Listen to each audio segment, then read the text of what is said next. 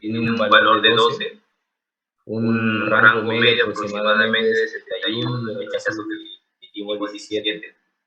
Muchas veces empleamos ciertos subsidios o ciertas dádivas para poder agilizar o ganar cierto beneficio, ya sea bajo un servicio o bajo un trámite. Un ejemplo dentro de lo que respecta a la línea de licitaciones y su reglamento, por ejemplo, la celeridad de las valorizaciones. Si bien es cierto, dentro de los trámites que corresponden, hay ciertos tiempos en que estos documentos se deben revisar por ciertas entidades y lleva ciertos tiempos, ¿no? Cerrado el ciclo de valorizaciones, el cierre de mes, por ejemplo, un 30, de acuerdo al reglamento, implica un par de días en que la supervisión debe revisar la información que se va a presentar a la entidad. En el caso, lo que se determina como conciliación de los letrados lleva un determinado tiempo, porque de existir una observación es que se regresa nuevamente al contratista. De aprobarse esta documentación, se agiliza por mesa de paz sin ingresos de los documentos para que se realicen los pagos correspondientes, pero este pago correspondiente significa de que entran las diferentes áreas dentro del organismo público.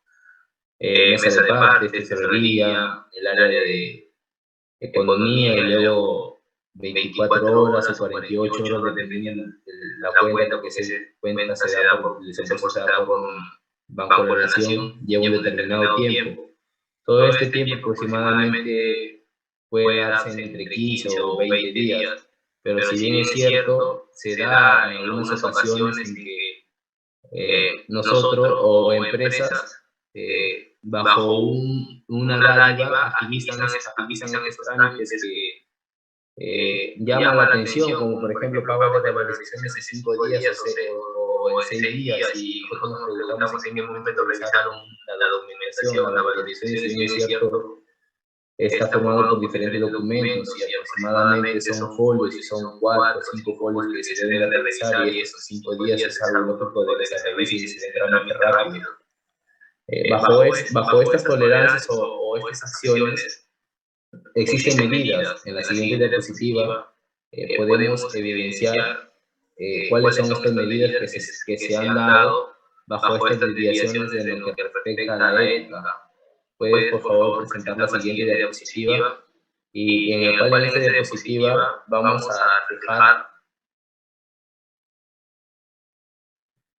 la siguiente diapositiva, vamos a reflejar, por ejemplo, en la encuesta, en este caso generada por Percepciones en la Corrupción, Ixos Apoyo y Política en el año 2022, al grupo de encuestados se le preguntó, ¿no?, de ser partícipe o de, en el caso evidenció una desviación, una mala práctica en lo que refleja la ética.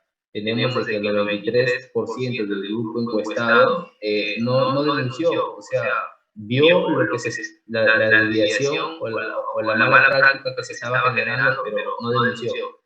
El 5% sí denunció, tuvo el valor de atreverse y cortar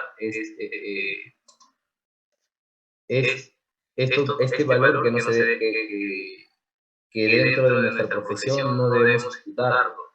Y el 2%, que es algo muy pequeño, no precisa la opinión, o sea, como que vio no hago nada, pero también si bien es cierto, no denuncia, o sea, se queda dentro de una línea media. Asimismo, también se le hizo otra encuesta donde sabe dónde denunciar en caso de una corrupción.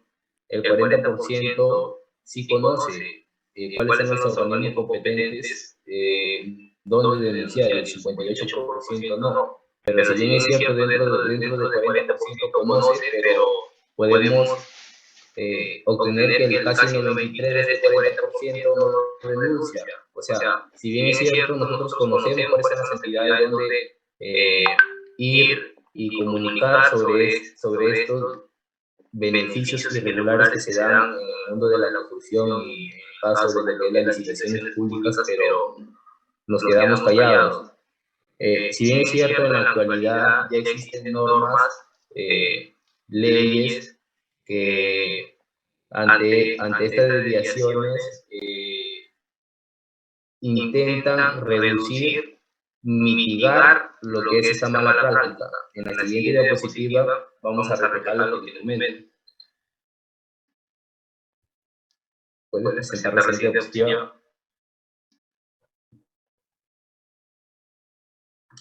Dentro de la Comisión de Alto Nivel de Anticorrupción, en este caso tenemos que en el año 2010 se creó el Decreto Supremo y eleva el rango de ley mediante número 29976.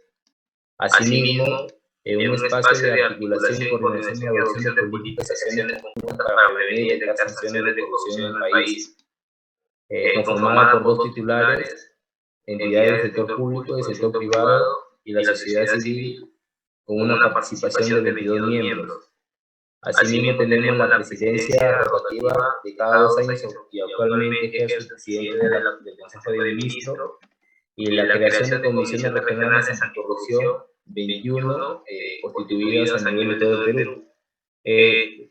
Bajo estas desviaciones que se dan en el sector público, ya se han creado ciertas comisiones que permiten evaluar, llevar la sanción, llevar los procesos y emitir sanciones bajo las desviaciones que se están presentando en las diferentes entidades públicas. Ya pueden ser en sus diferentes niveles, no solo en el Ministerio, por ejemplo, de Energía y Minas, el sector salud, también tenemos a nivel de infraestructuras, donde se licitan obras, sector energético, donde también se licitan obras, en el sector hidráulico, donde también se licitan obras, y podemos encontrar estas irregularidades, ¿no? Entonces, con el fin de distribuir y sectorizar y que estas medidas de denuncia se den y se resuelvan un poco más rápido, se han creado comisiones regionales con el fin de depurar y no saturar, no un organismo en este caso Lima, sino que mediante comisiones regionales puedan agilizar este trámite documentario, ¿no? Uno es recibir las denuncias, llevar el proceso y resolverlas. En la siguiente diapositiva podemos ya conocer un poco más de qué valores dentro de la ética nosotros debemos conocer y practicar. Puedes presentar la siguiente diapositiva y iniciamos en este caso con la ley 27.5, ley del Código de Ética de la Función Pública, documento ley básico y sustentatorio, donde determina y mediante clasificación indica cuáles son los procesos dentro de la ética y su función en el órgano público, ¿no? Continuamos.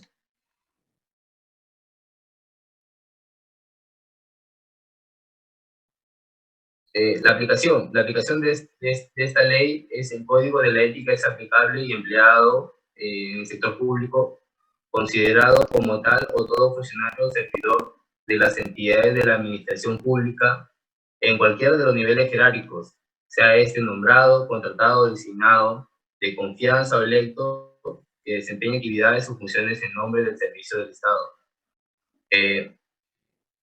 La ley refleja la aplicación dentro del rubro en clasificados en los diferentes formalismos de que se da la contratación con los profesionales. En este caso puede ser un servicio nombrado permanente, contratado por un determinado tiempo, designado de repente para un trabajo específico, como de repente los auditores o consejeros, o de repente, en el caso de confianza, electo desempeña actividades y funciones a nombre del servicio del Estado. La ética no está dirigida solamente al personal perenne, sino también a aquel personal que de repente temporal, que preste servicios, debe ligarse y comprometerse a lo que es la ética, ¿no? Tener en cuenta de que al final depende de cada uno de nosotros y el cómo nos desenvolvemos y nos desempeñamos en la función, en que las actividades que ejercemos se den conforme dentro de lo dictado en el reglamento de las contrataciones y del Estado y sus leyes y reglamentos, ¿no? La siguiente diapositiva, puedes presentar, por favor. Tenemos, ¿qué es lo que contiene? Tenemos los principios básicos, en este caso, deberes, principios y prohibiciones, en lo que referencia a la ley. Todo empleado público debe cumplir con ello. Todo empleado público debe cumplir con ello. Su transgresión genera responsabilidades pasibles de sanciones. El Código de Ética es de aplicación supletoria, es decir, se aplica cuando existe vacío o no pueden aplicarse las normas específicas. Si bien es cierto, al final es la aplicación y cómo este se dé dentro de cada uno de los niveles públicos y del Estado, ¿no? Tenemos principios, deberes y prohibiciones que tenemos que tener en cuenta antes de cuando detectamos o cuando participamos en una mala práctica o una mala ejecución en una determinada actividad. Tener en cuenta que al final puede haber sanciones, como por ejemplo lo que se llama la muerte civil o corte civil, que es tú tienes una carrera profesional y te prohíben trabajar en el sector público. Al final, lo único es te cortan el abanico de el abanico lo, ¿cómo se llama? De profesión que tú tienes en contratarte, sino netamente te ligan lo que es el sector privado, te prohíben trabajar con el Estado, licitar, contratar y prestar servicios, lo que se llama muerte súbita, ¿no? Está dentro de la ética, hay que tener muy bien claro. En la siguiente diapositiva encontramos ya un poco más detallado estos principios, estos deberes y estas prohibiciones. Puedes presentar la siguiente diapositiva, en la cual nosotros tenemos, por ejemplo, dentro de los principios, tenemos el respeto, la probidad, la eficiencia, la idoneidad, la lealtad y obediencia. Si bien es cierto, existen más, pero dentro de los básicos, el respeto hacia la Constitución y a las leyes, la probidad, actuar con rectitud, honradez y honestidad, la eficiencia, la calidad de las funciones a nuestro cargo que ejercemos, y unidad de la actitud técnica, legal y moral para el cumplimiento de las funciones, lealtad y obediencia, que es la fidelidad y solidaridad hacia los miembros de la institución, cumplir las órdenes que importa el superior jerárquico, salvo actos arbitrarios o de ilegalidad. Aparte de los principios, también tenemos lo que se ha mencionado, las prohibiciones, que lo podemos exponer en la siguiente diapositiva. Lo que sí hay que tener en cuenta estos principios básicos tener en cuenta estos principios básicos en el ejercicio de nuestras funciones. Aparte de lo ya mencionado, también tenemos la veracidad, que es hablar tal cual las funciones a lo que tenemos, la justicia y equidad con sus relaciones con el Estado y el administrado, con sus superiores, con sus subordinados y su ciudadanía general. Lealtad al Estado de Derecho. El funcionario de confianza debe lealtad a la Constitución y al Estado de Derecho, ocupar cargo de confianza en régimen de facto o causal cese automático, ¿no? Tener en cuenta lo que es el abuso de confianza. Por más que de repente tenemos una amistad, hay que respetar lo que son los procedimientos internos dentro del Estado, ¿no? El abuso y el saltar en las normas dentro del Estado, es muy notorio, como por ejemplo el trámite documentario. Si bien es cierto, cuando se ingresa un documento con el Estado existe una mesa de partes, se cierra diario bajo un número y una fecha, y nosotros bajo una amistad, nosotros nos podemos aprovechar de esto, lo que se le conoce el abuso excesivo de la confianza. Y, por ejemplo, en el trámite de una valorización, a veces, como les mencionaba, existen tiempos en el cual se debe de cumplir, pero a veces estas valorizaciones se terminan entregando a destiempo y a veces guardan lo que se le conoce como espacios dentro del libro de cargos. Bajo una confianza, estos dejan vacíos con el fin de solamente de llenar, y a la hora de la hora decir que hemos cumplido, pero a la hora de la hora estos documentos se entregan a destiempo y, como les mencionaba, terminan agilizando los trámites que a veces se dan en cierta frecuencia, de repente 10 días, 12 días, que eso al final terminan dándose de 4 días, 3 días, por no realizar una correcta revisión de los documentos. Al final lo que estamos dando un beneficio, pero estamos yendo en contra de nuestros principios, como indica, ¿no?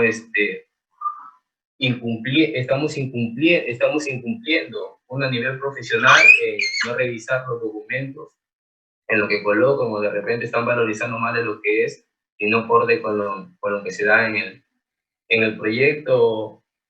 O lo otro es de que bajo no pagar esa penalidad que existe por incumplimiento o retrasos, existen dando facilidades en ciertas partidas que no se han ejecutado, y al final las terminan pagando, ¿no? Es parte de que se da en obra, y al final, si bien es cierto, existe una supervisión, pero al final también esta supervisión termina de la mano y apoyando estas desviaciones.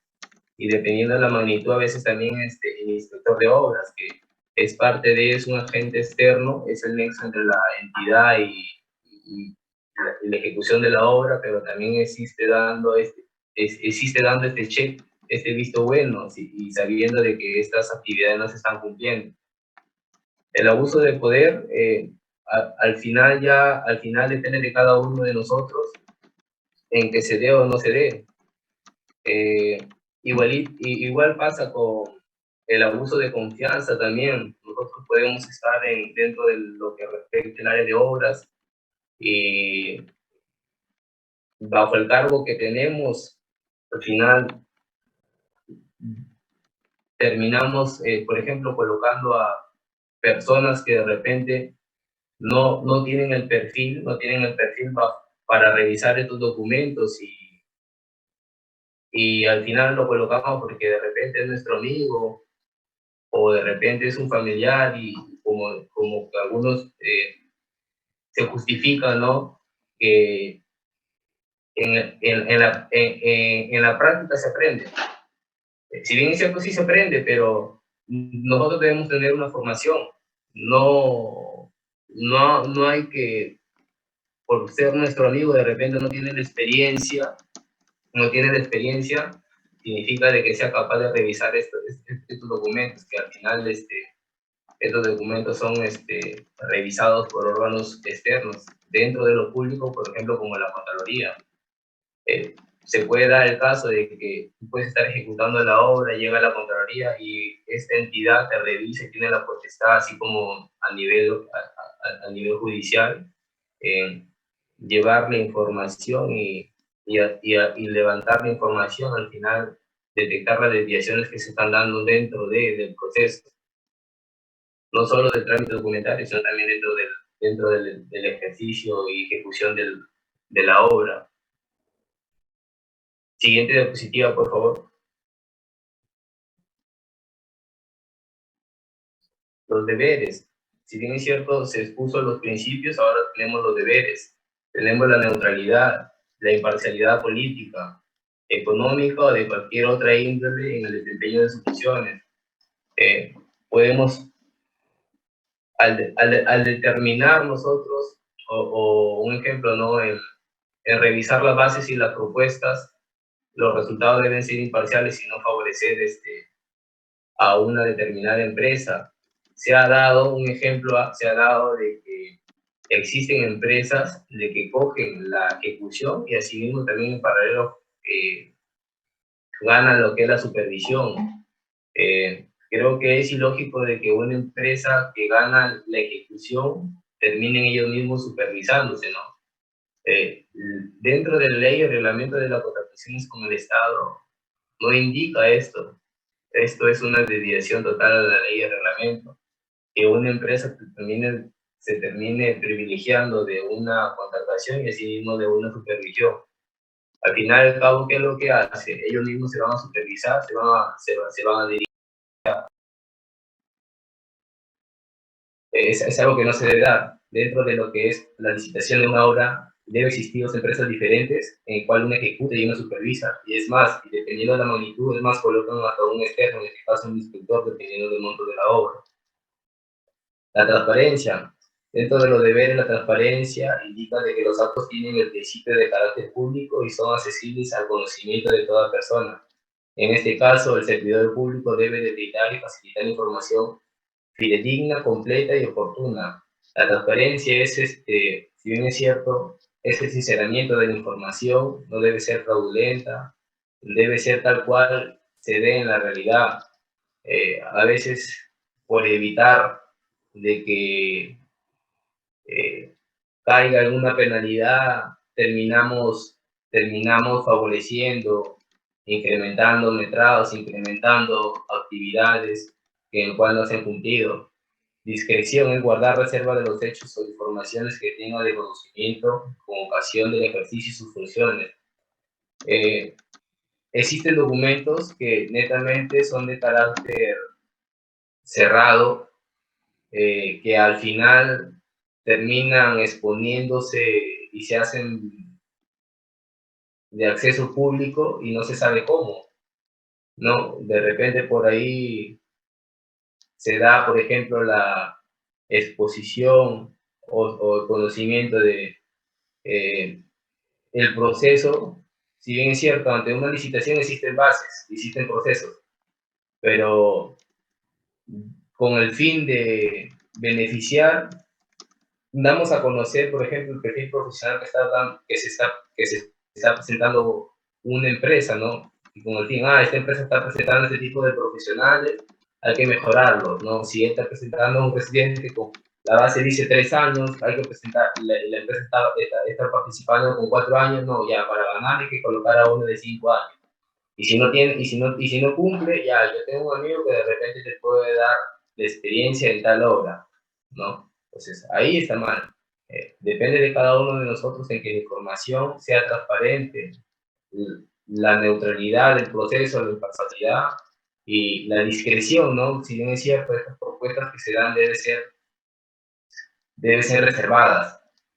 La siguiente, debemos denunciar una sanción. No quedarnos callados. ¿Qué significa? Todo empleado público tiene el deber de comunicar los actos contrarios a lo no normado con el Código de la Ética. La transgresión de los principios, deberes y previsiones expuestas establecidos se consideran infracciones y son pasibles y sanciones que pueden ser, dependiendo del nivel o lo que se determine, puede darse una amonestación, una suspensión, una multa de hasta 12 UITs, una resolución contractual, una destitución o despido, o como les mencionaba, también te pueden dar la prohibición del ejercicio de tu carrera. O sea, ya te eliminan de, de por vida, contratar o prestar servicios con el Estado, solamente te queda lo que es el sector privado para el ejercicio de tu profesión o de tu actividad. Tener en cuenta de que una mala práctica, a veces no solo con una amonestación, digo, no, con una amonestación, suspensión, y no pasa nada, ¿no? Porque lo que se llama el ejercicio el exceso de la confianza. No pasa nada, ya lo manejo, pero no es así, señor. Tener cuidado de cómo una mala actividad, no solo con una multa, sino que podemos pagar una pena, ¿no? Una pena, en este caso puede ser un determinado tiempo o de repente una condena perpetua, ¿no? Bueno, ese es todo. en referencia a lo que es la ética en el mundo de las licitaciones. No sé si tienen algunas preguntas de referencia a la exposición o ligada a lo que es la ética. Estoy partícipe a escuchar sus preguntas y a resolver sus dudas en referencia a las diapositivas expuestas. Sí, ¿me escuchan? Dale, sí, se escucha. Sí, buenas noches, sí. Ingeniero Jesús Francisco Valle Arboleda. Desde luego, muy agradecidos por su tiempo y el esfuerzo que se tomó para compartirnos sus pensamientos y sus experiencias en su trabajo de la Municipalidad de Ativitarte. Y asimismo, fue muy interesante escuchar de su experiencia en obras públicas y su exposición sobre la falta de ética profesional en la ejecución de obras públicas. ¿No? A continuación, eh, voy a leer algunas consultas, comentarios de los asistentes. Escogí 3 preguntas, yo creo que son importantes. A ver, la primera pregunta es, según su experiencia en la investigación en el sector, ¿es percibido cuál sería lo más corrupto? El más corrupto. Ya. Dentro del organismo público, a lo que he sido partícipe, creo que es el favoritismo de las obras. Existen procedimientos, ya.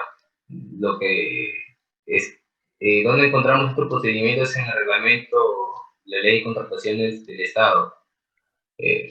Si bien es cierto, cumplimos con el procedimiento, o sea, se ejecuta la actividad, pero al final se beneficia a un postor, y eso es lo que no se debe dar. Como les mencionaba, cómo se beneficia estas empresas es porque informaciones que es reservada, como por ejemplo las propuestas que realiza cada empresa, al final se terminan dando a conocer a las personas para mejorar las propuestas.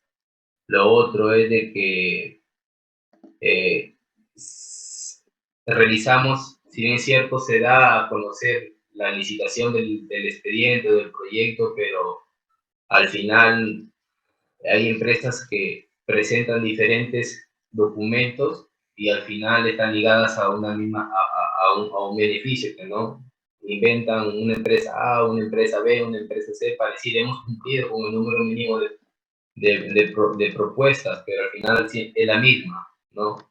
Es, como se dice, mono disfrazado con diferentes temáticas.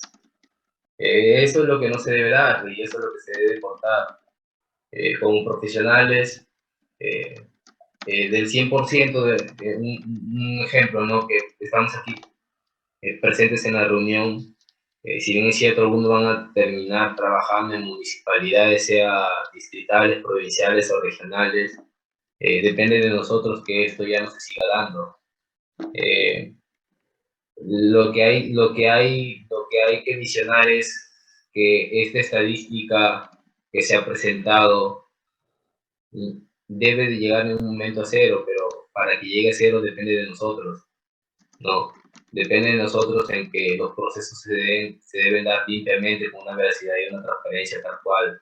Y que si bien es cierto, de darse un beneficio a un amigo, pero en este caso debe de cumplir con las bases, o sea, de que la información que se presente debe ser veraz, de que la propuesta de los profesionales se haya dado, se haya cumplido, no haya sido algo ficticio, de que los cartones o de experiencia, los cursos que se presenten dentro de los requisitos, el profesional los haya llevado, no los haya pagado, entre comillas, por cumplir y que me den el cartón y a la hora de la hora no conoce nada. No, o sea, depende de nosotros en que esto ya se corte y la estadística que se ha presentado en las pérdidas de millones que con